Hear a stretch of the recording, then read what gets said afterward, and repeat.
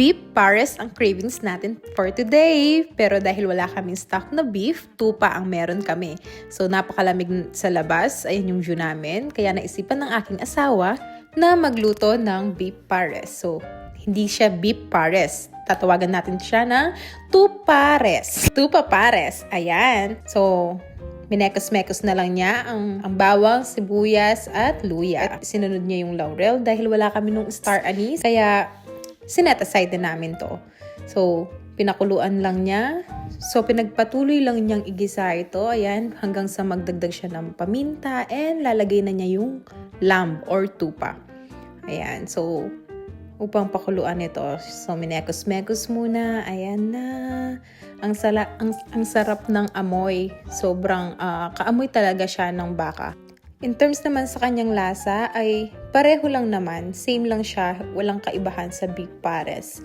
So ayan, nilagyan siya ng beef na Knorr cubes para maglasa beef talaga. Ayan, at pinalambot lang at nagdagdag siya ng mamasitas na oyster sauce. And toyo, brown sugar.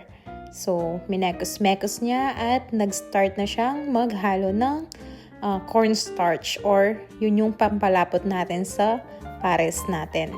So, nilagyan lang niya ng mainit na tubig and then, yun, lalagay na niya. So, nasa sa inyo kung gusto nyo ng malapot or yung sakto lang. So, nakadepende yun sa inyo kung gaano karami na pampalapot ang ilalagay. Luto lang natin ang cornstarch hanggang sa maging malapot na ito and then hintayin na lang natin siyang maluto and then niready na rin natin ang sinangag. Perfect din ito sa panahon natin dyan ngayon sa Pinas. May paparating na bagyo kaya magsiingat po tayo at maging handa sa paparating na bagyo. So mag-imbak na tayo ng mga pagkain, inumin at mga first aid kit na kakailanganin during this bagyo season. Is my love, is my